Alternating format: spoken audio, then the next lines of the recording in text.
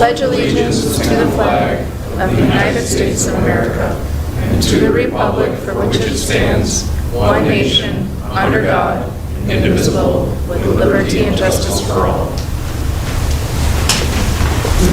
Thank you. Roll call, please, Madam Clerk. Mayor Beagle, I'm here. Deputy Mayor Gottschall. Here. Councilmember Behrman. Here. Councilmember Garland Fox. Here. Councilmember Kennedy. Present. Councilmember O'Day is excused. Councilmember Simmons. Here. We have quorum. Perfect, thank you. Changes or additions to the agenda as presented tonight. City Manager Brown. Mayor, I do not have any changes or additions. Assistant City Manager Benson. I've done, sir. Any from the dais? Very good. Moving on, we got one set of minutes to approve tonight, and that's from the regular City Council meeting of January 27th, 2026. Do I have a motion? Support. Any discussion? Seeing none, I got a motion and a second to approve the minutes of the January 27th, 2026 council meeting. All those in favor, please signify by saying aye. Aye. Opposed? Motion carries. We have no correspondence. Brings us to the call to the public. I'll read the rules for the call to the public. They are as follows. The public shall address the council during the call to the public, which shall be included on the agenda immediately after correspondence and again immediately after new business. The first call to the public immediately after correspondence shall be limited to agenda items only. A person shall not address the council in excess of 5 minutes unless the time is extended by a majority vote of the council present. Persons wishing to address the council shall identify themselves and their place of residence and shall state their reason for addressing the council, and all comments by the public shall be made directly to the council. Do we have anybody for the first call to the public?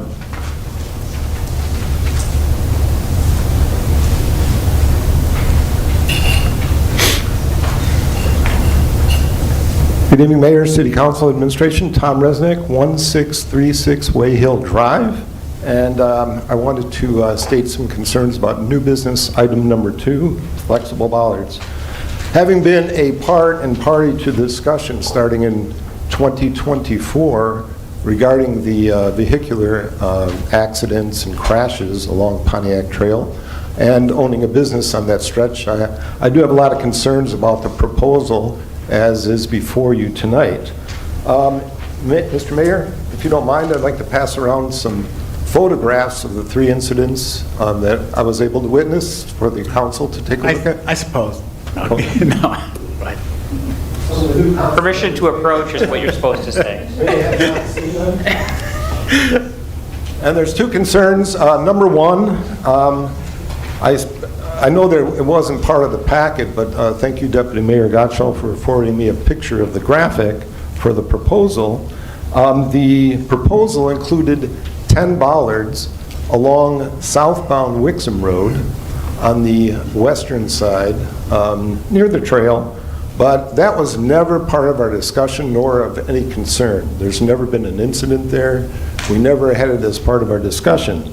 Our concern was from railroad tracks along Pontiac Trail to just beyond the Holcroft driveway, where the 3 incidents had occurred between August of 2019 and then June of 2024. And if you look at the debris field and the vehicles laying on the trail, on the photos that I've sent around, those are the 3 incidents that occurred. My first concern then is, why are we putting bollards in an area that wasn't of any concern and just have a minimal amount at the start from the railroad track over to the first entrance to Country Corners, where all of the incidents, if you see, happened west of that entrance. The second concern I have is the material of choice. My feeling is a 90-degree flex decorative bollard made out of polyurethane is not going to prevent what could be pedestrian death as a result of a crash. And if you look at the severity of those incidents that had occurred, you could see that had a family been on the trail, which is very, very common in the summertime, that there would have been some pedestrian injuries that would have been involved. So again, I believe that a more structural, sound bollard, or if you look at our south side of Pontiac Trail, we have cement planters that are 3 feet high, right? Our light posts themselves are not crash-worthy, right? I mean, when a vehicle hits them, the light post doesn't move unless they're doing 80 miles an hour, which you've seen in one of the videos. But the fact that Road Commission of Vulcan County is more concerned about potential liability from vehicular damage versus pedestrian deaths is still appalling to me, and I think we need to take a closer look at it. Thank you, Mayor. Thank you.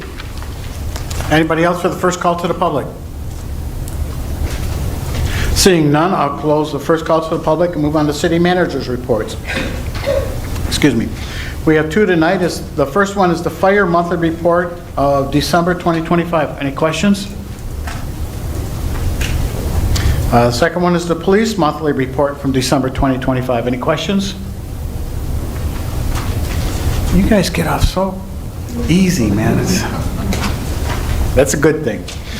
Consent agenda. All items listed on the consent agenda are considered routine by the City Council and will be enacted by one motion. There'll be no separate discussion of these items unless a council member so requests, in which event the items will be removed from the consent agenda and added to the regular agenda at the end of unfinished or new business. Do I have a motion? Move to approve.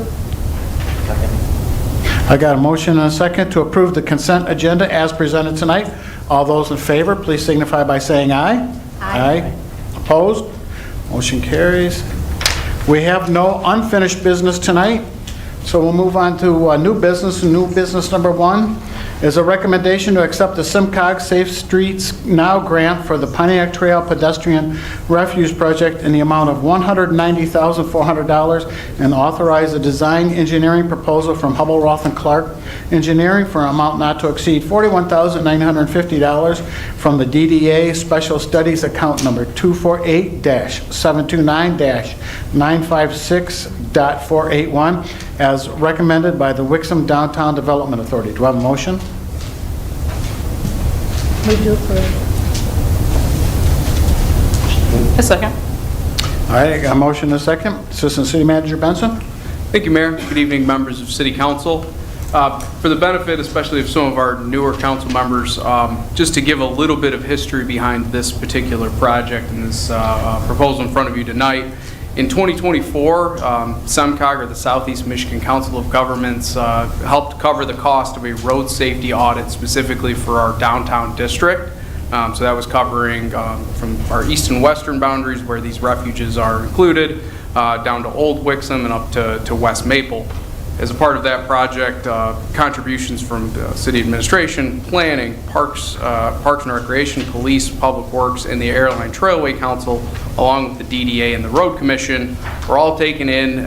The crash data was evaluated, and a series of recommendations were provided as a part of that report that was delivered to the city in October of 2024.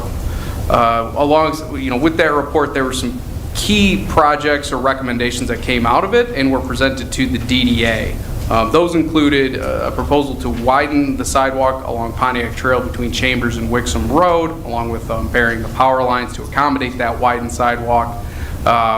Considering safety improvements for things like bollards, something we'll be talking about later, and additionally the pedestrian refuges that are proposed here tonight at the eastern and western boundaries of downtown.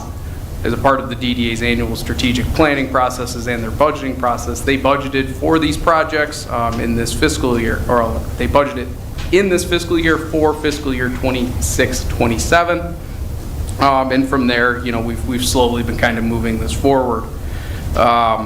This is also reflected in the city's budget. All of our safety path and sidewalk improvement projects are funded through the Transfer to Safety Path Fund. So that's just a reference of how the kind of dollars move between these things. So fast forward a little bit, in October, Southeast Michigan Council of Governments announced their Safe Streets Now program. And this is a grant opportunity specifically for projects like this, really pedestrian-oriented and road safety improvement projects. They're looking for shovel-ready opportunities that are well-vetted, supported by data, and fit the criteria that they're looking for. Fortunately for us, we felt that specifically the Chambers to Wixom Road and the pedestrian refuges fit the criteria and would be good candidates. So we presented to the DDA board in October, and they authorized staff to proceed with a grant application for those two separate projects. Both fortunately and unfortunately, we did receive notification in December that SEMCOG would authorize the pedestrian refuges. Unfortunately, we were not authorized for the Chambers to Wixom Road sidewalk. It's a little bit of a longer story, but essentially uncertainties with DTE continue to make that project difficult. So fast forward, and that brings us to our agenda item for you tonight. The proposal is for these two pedestrian refuges. One would be on the eastern end of downtown, right at the edge of the district in front of the post office, and one at the western end of downtown, so basically at the Gibson House crossing, and would take you to the airline trail. These types of installations can provide a lot of different types of benefits, such as helping identify that the speed limit changes from 35 down to 25 as you enter the district, offering pedestrians an opportunity to have a safer crossing, as well as help vehicles recognize that that is a location where crossings are intended to happen. For all of those reasons, we feel that in our downtown area, we're trying to promote walkability, that these would be welcome installations. So with all of that in mind, we bring this item for you tonight.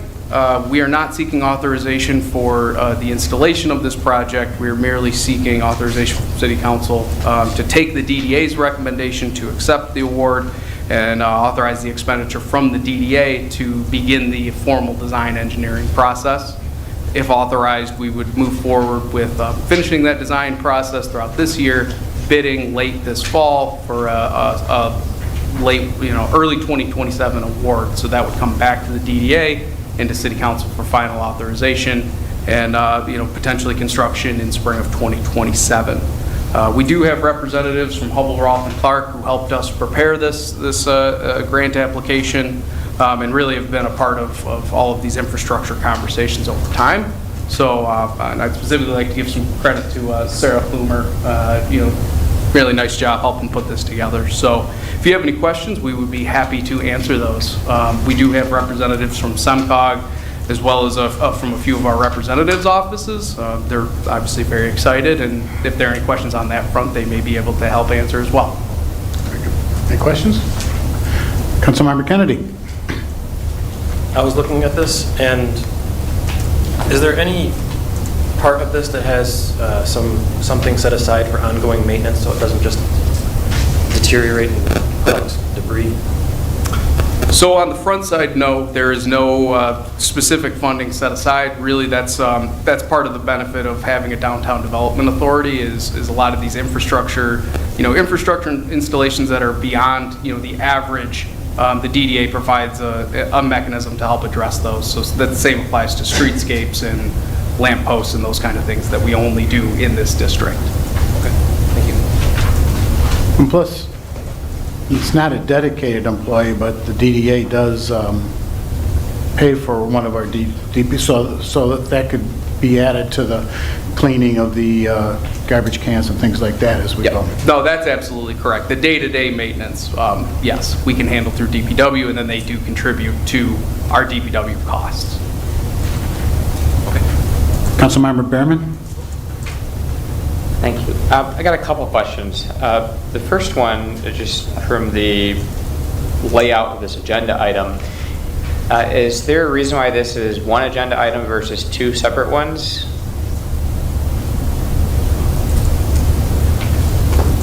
I suppose it could be, really, I guess we view them as being one comprehensive decision. They don't have to be, right? If there was as an example, an interest in accepting the grant, but we're not sure about HRC's proposal. Those could be moved separately if it desired. I mean, it almost appears that this is just something that, like a better way to put it, hiding a no bid opportunity for HRC. And looking at the bid, I feel like, is it 360 hours to do 2 sidewalk crossings? Seems extremely excessive. And perhaps this is an opportunity of something that should be bid out. And perhaps they have a better understanding of why. We already have the designs of the 2 crossings here. What's going to take 360 hours? Well, I think one of the key things to keep in mind, and I apologize, I had it in my notes, but I didn't point this out. Because this is a federally funded program, there's 120 hours included in here just for dealing with essentially the required review processes in the same way that we've had to do for the West End Commons.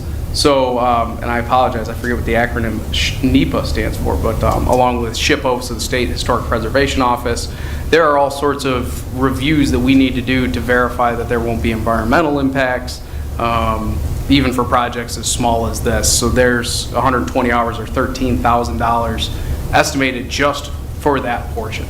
And that's what comes with trying to access higher level of government funding. Right, so the federally sourced funding just results in strings that cost extra monies. So that's a downside of that, but obviously the plus side is the dollar amount being awarded as a grant.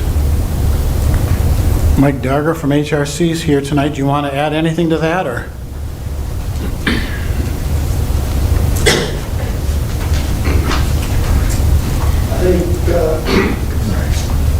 I think Assistant City Manager Benson covered it. A lot of the extra cost in there is for the environmental reviews, and this is bid through MDOT, so you have to follow MDOT's requirements in their submittals. Okay. So how much time does the HRC already have into this, already doing the preliminary design? Everything we've done has just been on aerial photos. Like we still have to go out there and get topo and work on grades and stuff, so there is no, it's conceptual at this point. There's no real design yet. Understood.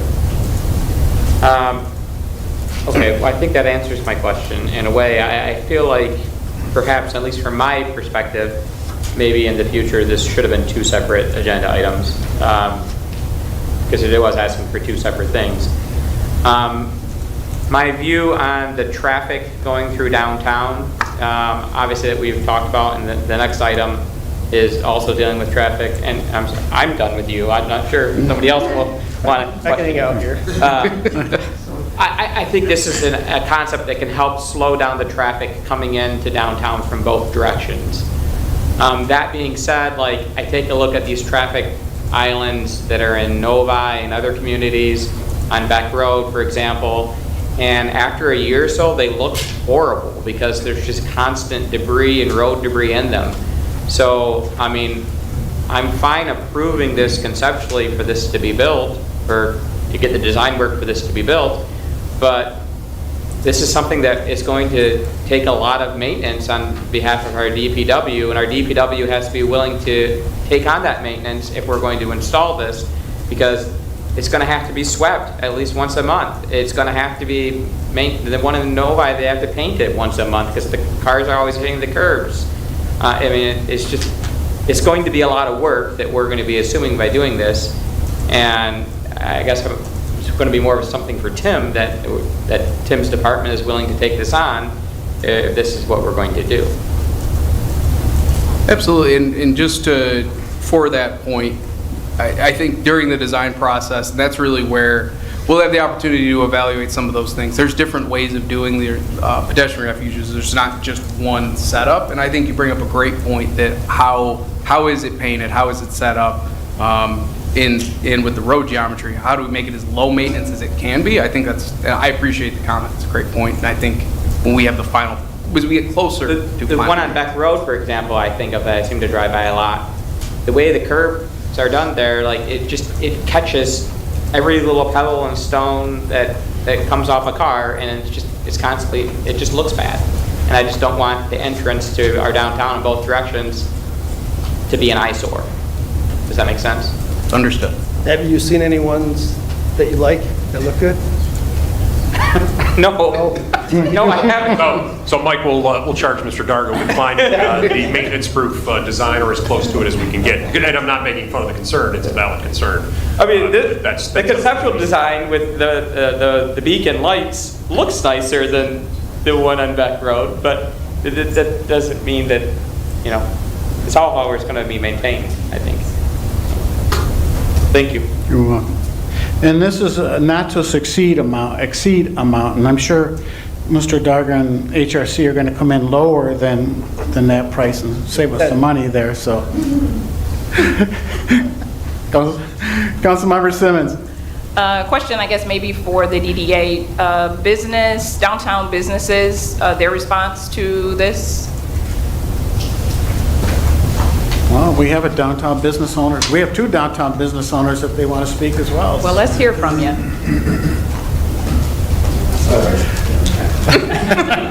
Shy one. Thank you. From my conversations with downtown business owners, they want the traffic slowed down. So we are trying to come up with ways to do that, and this was from the road safety audit. We felt this was probably the first step in doing that. Sure. I will say, part of our application package, we did receive from actually Mr. Garmo. We did do some solicitation of letters of support. So for the project, the Airline Trail, Wixom Liquor, the Road Commission, all submitted letters of support. In a perfect world, we would have had more time and got more letters, but we did at least get you, Mark. What a guy. We got funded. It was a perfect playbook. I don't know what he's talking about. Thank you. Councilmember Garland Fox. Councilmember Bierman brings up some good points, and just to HRC, if you could take that into consideration when you're doing those designs, and maybe look at the ones in Novi that are very pretty and do something different. Thank you. Councilmember Gatchel. Thank you. First, I want to verify the beacons will only be flashing when somebody presses a button, right? They're not going to be like the Loon Lake ones that are constantly flashing. Okay, thank you.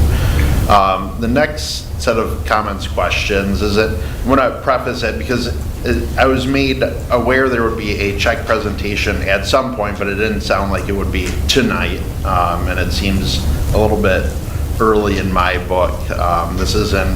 My comments aren't against SEMCOG, it's more of like the process and timeline to get us here as a city, and where this came to council at the very end, not with a lot of consultation ahead of time, or as much as I would have liked, I think. I understand wanting to use DDA funds for a project like this, but neither of these locations particularly make the most sense to me.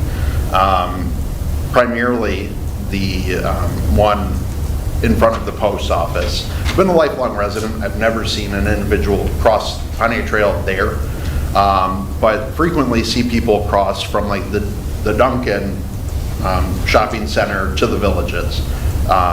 So to me, this should be more of a city project outside of the DDA, and looking at areas where we actually have residents crossing a busy road. We had similarly a number of years ago, someone hit crossing Beck Road from the Village to the 3 shopping centers on the other side of Beck Road in Novi. That's the kind of stuff that I think, when we want to talk about safe streets, that is where we actually have people crossing right now. We could go sit out on Pontiac Trail and watch people run across the road tonight and probably count on more than one hand. 38 years, never a single person crossing to the post office.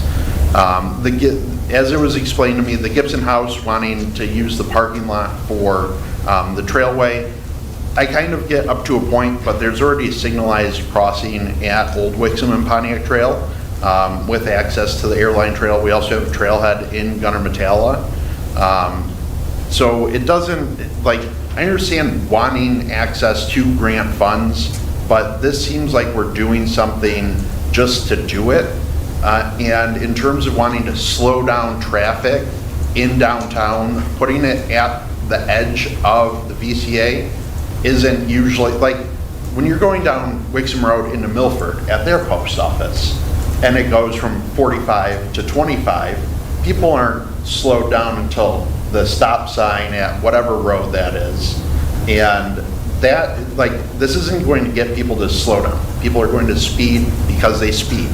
I think putting police officers out there would be a great way to get people to slow down, but I don't want to see more visual pollution with 3 beacon signs in a few different spots right in the heart of our downtown. Like, that is the gateway. That's what people will get to see, is 3 new signs with 3 new lights with curbs in an aesthetically displeasing manner that collects gravel and other things and weeds grow. It doesn't strike me as the best idea for the city. I appreciate SEMCOG and their grant funding. I wish we would have moved this outside of the DDA and looked at it from a city perspective instead of a DDA VCA perspective, and put these in spots that I think make more sense for our residents. As it is, though, I can't support it. I'll make a motion to table it to see if we can, I know administration, I talked to them ahead of time, they kind of spoke with SEMCOG, and maybe there isn't a way to adjust the plans, but instead of just voting no first, I'll motion to table to see if we can address it or how council feels, and then go from there.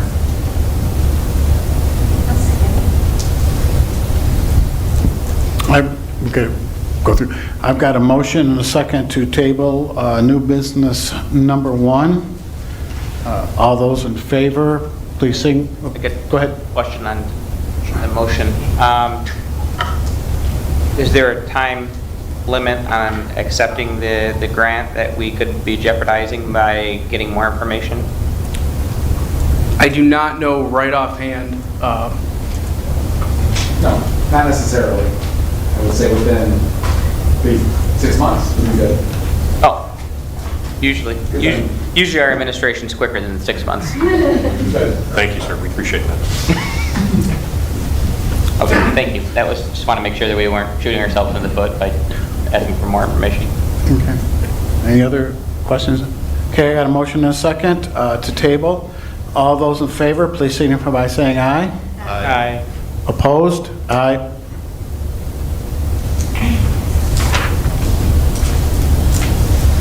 Councilmember Gatchell? Opposed, yes. Councilmember Behrman? It was aye in favor of the Table. yes. Councilmember Gunlund Fox? Yes. Councilmember Kennedy? Yep. Councilmember Simmons? Yes. Mayor Beagle? No. Yes, pass. It passes to table. Okay. So we're tabling new business number 1.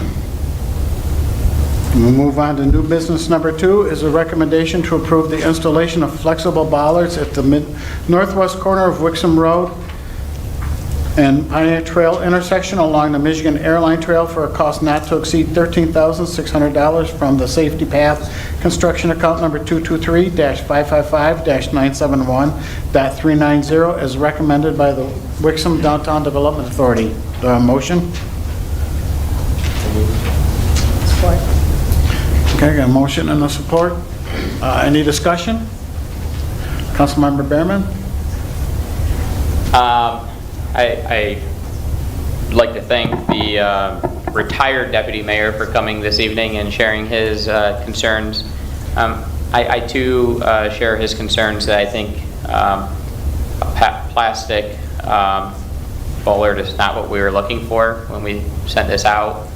I would much rather us invest in potentially seeing if we could do some flower planters like we have on the other side of the street, at least from the railroad track to the entrance to Country Corners, because that seems to be the entry point where this has happened in the past.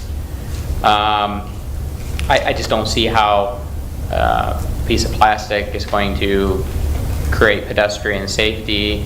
And then, more importantly, coming down Wixom Road and looking at the 2 to 3 feet of snow that is piled up exactly where these bollards would be on the sidewalk. I mean, this would be every spring we'd be out there replacing these things. They'd be snapped in half, and again, it's just spending money to spend money, and it's not solving the problem that we asked to be solved. So if Oakland County Road Commission isn't going to allow us to put something that we want to protect our residents let's figure out what they will allow us to put that will protect the residents. Clearly, they allowed planters on the other side of the street, so let's do them on that side of the street and protect the people on the trail, but not just spend money to spend money on pieces of plastic. Councilmember Quillen-Fox? I also had some of the same concerns, not necessarily the placement, but definitely the material that they're made out of. I don't know, I understand where the road commission was coming from. I don't agree with it, but I understand it. But I don't think that those ballards are going to do anything. I really don't. So whatever it is that we can do, or options that we can look at, I'd rather see some other options. Thank you. Councilmember Simmons? I echo that. I think that I'm not sure, it seems like it'd be better just to do nothing than to do this. It doesn't seem like it's going to get us what we're trying to get. But those are my thoughts. Councilmember Gatchel? Thank you. To echo Mr. Resnick, former Deputy Mayor Resnick, I agree that the locations aren't what he and I had in mind, and we had kind of advocated for this for a number of years. I understand that we've had a difficult time working with RCOC staff to get something approved, that they've kind of not agreed with planters on that side of the road. They don't want hardscape that will prevent cars from getting, or that would cause cars to get damaged. They don't want hard bollards that would cause to get cars damaged. Yet in practice, the MetroNet stations that have been going up, like Pontiac Trail, kind of where within the same distance of the roadway that we would love this, there are, I didn't count them, but probably upwards of 8 concrete bollards that were put up. So I don't know whether RCOC understands that in practice by allowing that, but saying, oh, you can't do that. You're valuing fiber optic internet cable over human life, which is an insane premise and precedent for the future.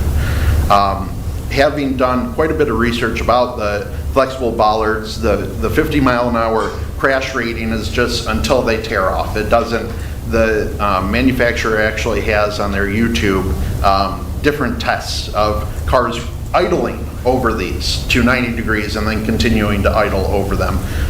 And then when they speed the car up, it's like nothing's there. Goal is to protect people before something bad happens. Thank God nothing bad has happened other than property damage up to this point, but we want to bill ourselves as a trail town. We want to fill the trail with walkers and bikers and everybody else, and it's a matter of time based on what we've experienced, 3 or 4 accidents over the last handful of 7 years, I think it is. And speeds getting up to what we recall being like 80 miles an hour in one case. And the crash photo from that looking down the street is kind of like apocalyptic, the amount of damage that was done. So I would be in favor of moving this beyond RCOC staff, and I'm comfortable going to, if they have RCOC commissioner meetings, to address them and bring this to their attention that we're having this difficult of a time protecting trail users instead of cars. I would also be in favor, if it's needed, to go to Oakland County Commissioners meeting, since they're the ones that appoint the road commissioners. But I think this needs to get moved beyond a staff level at the county.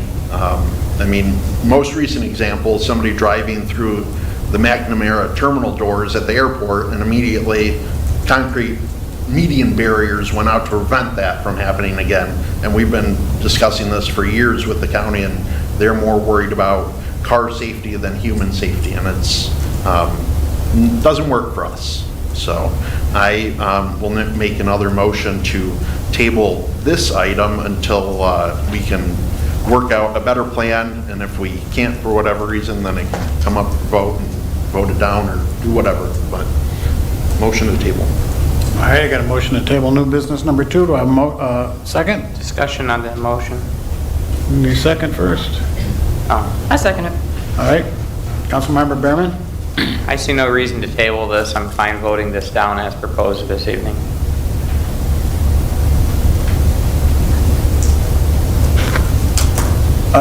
I feel the same way. No need to table this. Let's vote it down, go back to the road commission. I mean, we've been kicking this can down the road for a long time now, and if they haven't changed their mind by now, they're not going to change it in the future.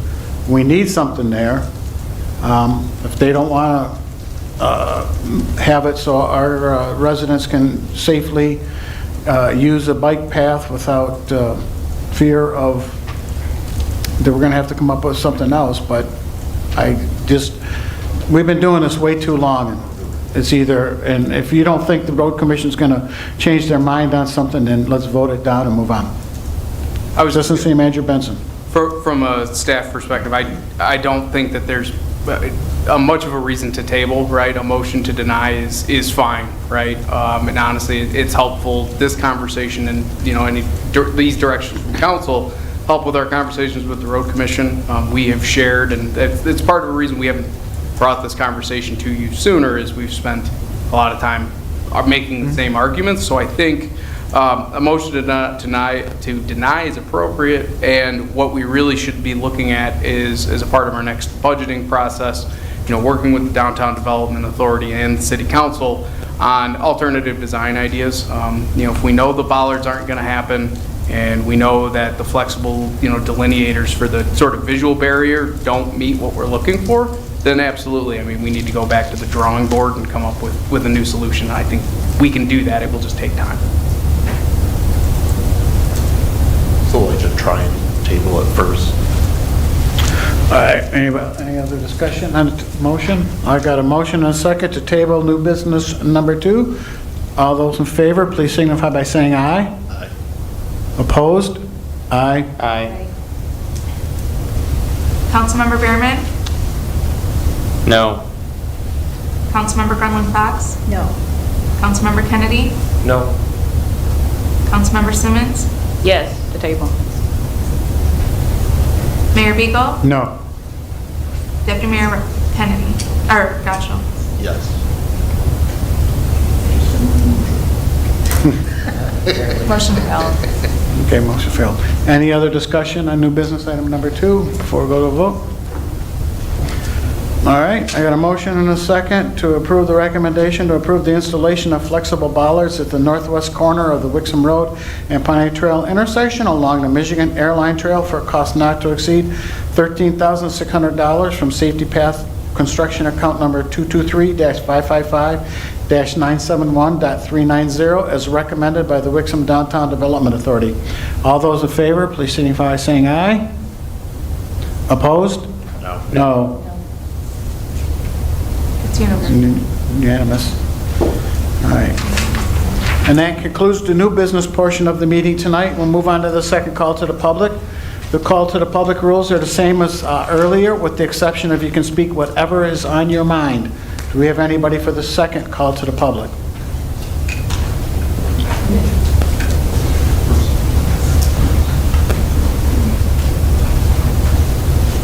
Tom Resnick, 1636 Way Hill Drive. Thank you. This is my first time ever doing this. I had to come up twice.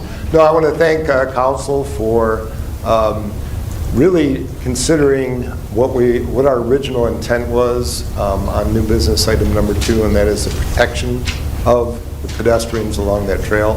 And like I said, timing is everything. Thank God that day, owning a business right there, I see families all through the day in the summer riding their bikes, families of 5 and 6, towing trailers behind their bikes with 2 little kids on tricycles and everything following them. And if one of those would have occurred, from the photos you see, the vehicles did end up on the trail itself, on the trail proper, in all 3 of those instances. So thank you for denying that and sending it back to the drawing board. The other comment, I know Councilwoman Simmons asked if there were any other business owners that had input on the pedestrian islands. Yes, we've been talking about anything that will calm traffic along that area.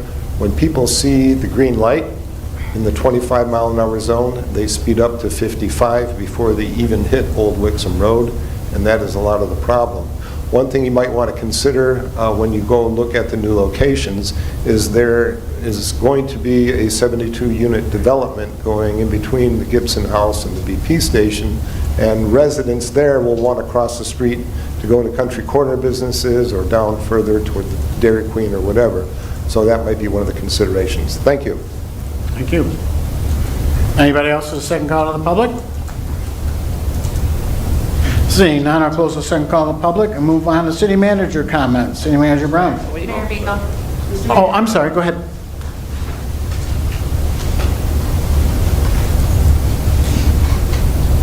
I guess just for the record, I'll reopen the call to the public. So.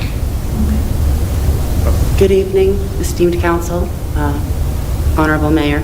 My name is Katrina Calnan Ramos. I am a reluctant citizen here in Wixom. I am currently having issues with the Village Apartments, an Edward Rosen Son company. I cannot say that I live there any longer. The structure that I was in, I do formally believe that it should actually be condemned. The foundation itself has 3-inch geysers of water that comes through it every time it rains. That leaves 12 of my fellow neighbors wet every single time it rains. That is one structure out of 47, maybe 48, but you all can do the numbers. Along with that one structure, there are 8 other foundations that are identical, having extremely thorough, meaning all the way through, fractures to the ground. The sidewalls are actively caving in. The foundations are actively sinking. And yet, the building department says it is just fine.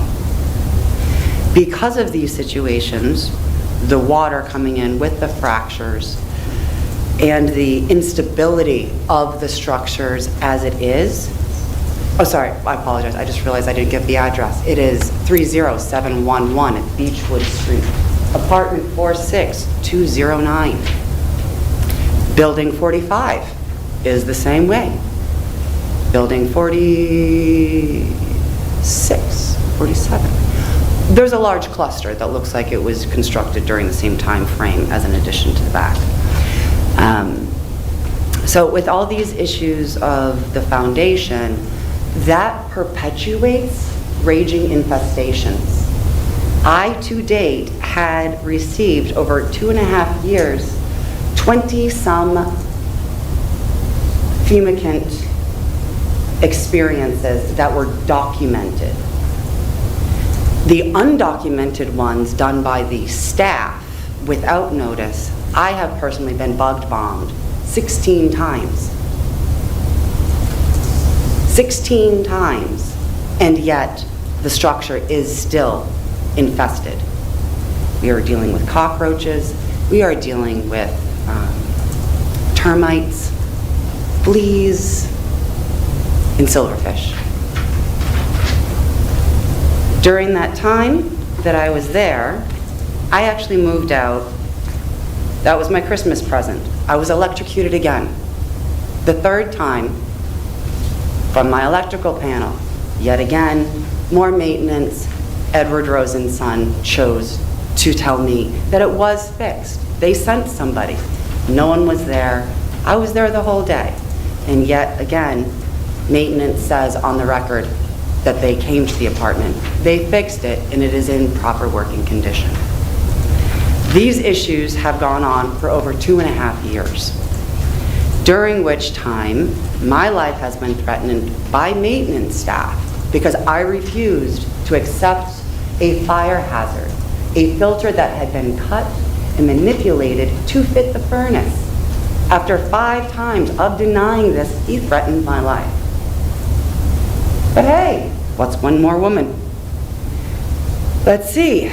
There is also 12 illegal entries into my apartment I was not given 24 hours notice. For some reason, these regulations set forth by national standard have not been regarded.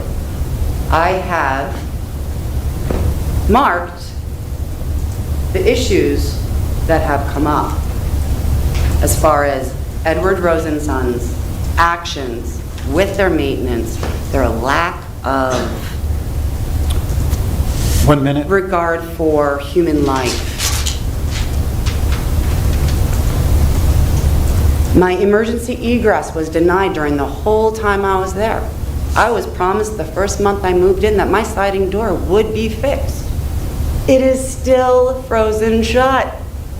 I've got this documented. Fire department had been involved. Also, fire department had been involved with my furnace.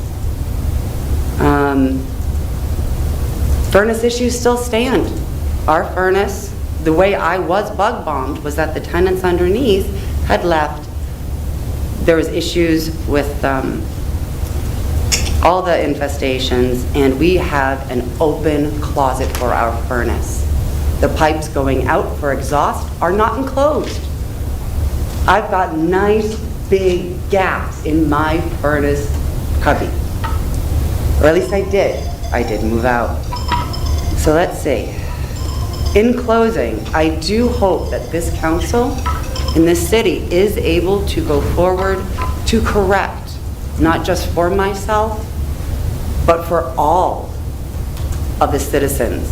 And this is thousands of individuals who consistently deal with infestations, sinking structures, and being told that they are wrong. Now, the things that I did file mysteriously disappeared. There is no record. Okay, your 5 minutes are up. Thank you, Mayor, for your time, and thank you, Council, for listening to my concerns. I appreciate it, and I look forward to one day not being forced to be a resident of Wixom. Thank you for your time today. Anybody else? Second call. I'm going to close it now then. Go back, City Manager comments. City Manager Brown? Yeah, thank you, Your Honor. One thing that I had in the city manager update regarding our subscription to our weekly Friday reach out through our contacts to people when they sign up for service. We're happy to report that our Friday emails are now over 3,000 subscribers for the first time, so that's good news. And we have some other additional outreach that we're looking into to try to grow that count further, and also to effectuate some changes in how we can reach people in emergency situations as we experienced in the past. So that's something that we're actively working on, but we're having some good results in terms of expanding our reach with that particular tool. The other thing that I wanted to mention, State of the County, we were asking for our request for an RSVP if you want to attend the State of the County address. Please get back to us probably tomorrow if you're interested, because I'm told that tickets are becoming fewer and far between. So let us know if you're interested in attending. We do have some RSVPs already processed, but if you haven't not yet contacted us and indicated your interests, we'd appreciate it if you do that tomorrow so that we don't miss out on the opportunity. So that's all I had. Thank you. Very good. Assistant City Manager Benson. Yeah, just as a follow-up to City Council direction in November, the Planning Commission has scheduled a public hearing for their February 18th meeting to consider draft ordinance language related to data centers. If you or anyone you know is interested in, just trying to spread the word about the public hearing on that, if approved at that meeting, it would then come to you most likely at your March 10th meeting. And that is all I have. Very good. Council comments. Councilmember Simmons.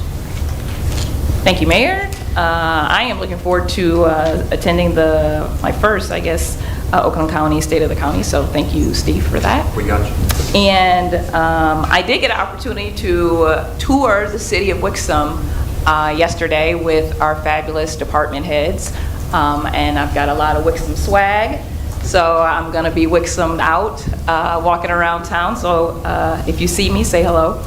And I also, I did not bring it up, and I'm probably mentioning it at the wrong time, but for consent agenda item number 3, I'm fine obviously with consent agenda, but I would like to explore whether it's with Parks and Rec or city manager's office or whoever to look at. It says in our packet here that we get, when approved, these licenses allow municipalities to sell spirits, beer, and/or wine up to 12 days annually.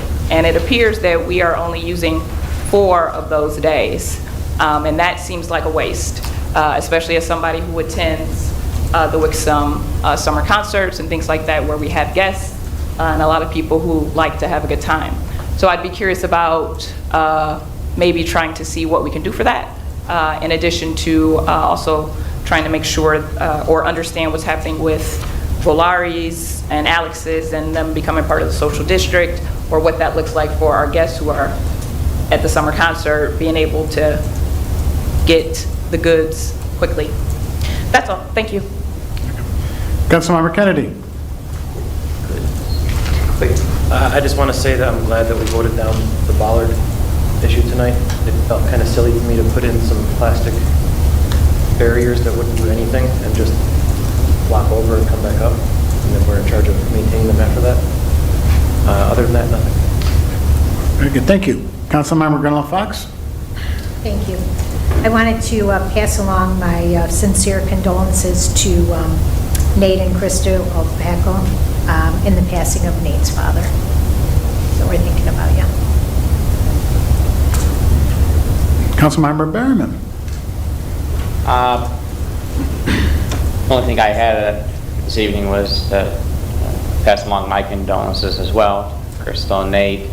But listening to a public comment this evening, I would be interested if we could get some sort of a report from city administration on complaints, from any complaints that have been coming from the apartment complexes, just so we can understand, because I'm not personally familiar with the complaints that were mentioned this evening, but I'm sure our city staff is well versed, and I think that'd be information that all of us on council would be interested in hearing more about, and seeing whether or not there is something more that we need to be doing. Yeah, we should be able to do that. I think we can get that together for the next set of monthly reports through the building and code enforcement, do them together, so we will aim to have that for you at your next meeting. Thank you so much. Deputy Mayor Gudgel? Thank you. Wanted to also extend my condolences and thoughts to Nate and Crystal for Nate's father passing. Wanted to apologize to the SEMCOG representatives. I know you have a check here, not the way things are supposed to work out, or everybody hopes they work out. It was more just how the timeline to get to city council and kind of the lack of our input up to this point, I guess, as you can see. So I do apologize for what happened, catching you guys off guard there. In terms of Ms. Ramos's comments, are we doing annual rental C of O inspections for every unit, or is it just by building, or is it every few years? Like, what is the... I believe with our apartment complexes, because we have so many total units, I believe we only do a portion of them every year. I know that they do have some percentage that are done annually, but it's not every single unit. If we, I guess, whatever will be prepared, as Councilman Behrman asked, if we can look at or include information how that differs from like a single family rental residence, because they should be registered as well. Like if we're doing those annually, or whatever the case, I know every city is different, so whatever the case may be, but that information will be helpful as well. Thank you. Very good. And I, too, just want to pass my condolences on to Nate and Crystal on the passing of Michael Opelka. And with that, do I have a motion to adjourn? Support. I got a motion and a support to adjourn. All those in favor, please signify by saying aye. Aye. Opposed? Motion carries. Thank you. Thank you, everybody.